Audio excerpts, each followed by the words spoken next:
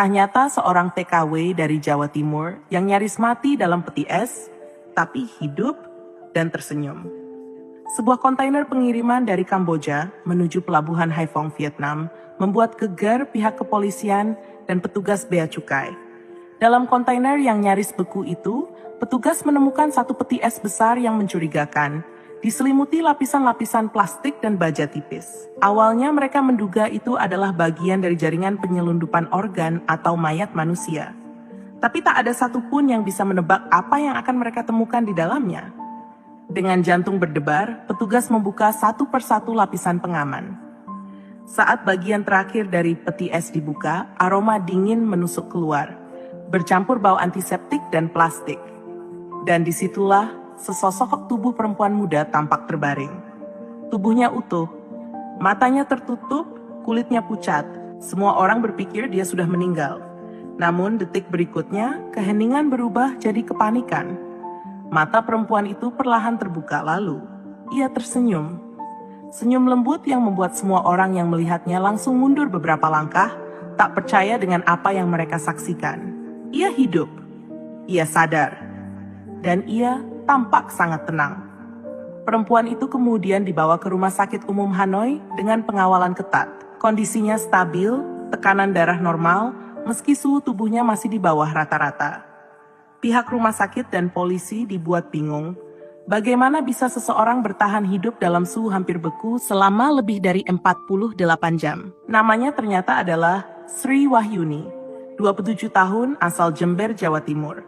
Ia terdaftar sebagai tenaga kerja wanita yang bekerja di Phnom Penh, Kamboja sejak Agustus 2024 melalui jalur ilegal. Data dari KBRI menyebut Sri telah dilaporkan hilang oleh keluarganya sejak Januari 2025. Saat akhirnya bisa berbicara, Sri menceritakan semuanya.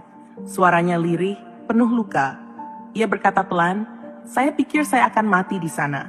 Tapi saya dengar suara ibu saya. Dia bilang, 'Nak, jangan tidur. Pulang, nak, pulang.'" Sri bekerja sebagai pembantu rumah tangga di sebuah rumah besar di kawasan elit Phnom Penh. Awalnya, majikannya baik dan menjanjikan gaji besar. Namun, perlahan semuanya berubah. Ia dilarang keluar rumah, ponselnya diambil, dan kamera dipasang di setiap sudut. Ia dipaksa bekerja dari pagi buta hingga tengah malam tanpa hari libur. Hingga suatu malam, Sri mendengar percakapan mencurigakan antara majikannya dengan seorang pria asing berbahasa Thailand. Mereka membicarakan pengiriman terakhir.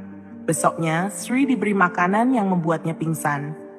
Ia bangun dalam keadaan tak bisa bergerak, terikat, dan tubuhnya mulai terasa dingin. Ia sadar dirinya sudah berada di dalam kotak pendingin. Air mata Sri menetes saat ia menceritakan detik-detik ketika napasnya mulai terasa sesak. Tapi ia terus melawan untuk tidak tidur. "Saya ingat wajah ibu saya tidak boleh mati," katanya sambil gemetar. Yang mengherankan, tak ada satupun tanda luka atau prosedur medis di tubuh Sri. Para dokter bingung, bagaimana bisa tubuh manusia bertahan dalam suhu sedingin itu tanpa kerusakan jaringan. Di luar rumah sakit, ratusan warga berkumpul. Kisah Sri menyebar cepat lewat media sosial dan berita televisi.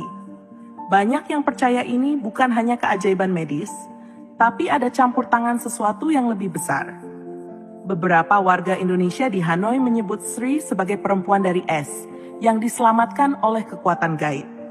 Ada yang menyebut nama Nyi Roro Kidul, sosok legendaris dari tanah Jawa. Karena sebelum pingsan, Sri mengaku melihat lautan hijau dan seorang perempuan berjubah hijau yang menggenggam tangannya sambil berkata, "Belum waktumu." Pihak KBRI di Hanoi langsung turun tangan. Mereka menyebut kasus ini sebagai salah satu kasus paling aneh yang pernah mereka tangani.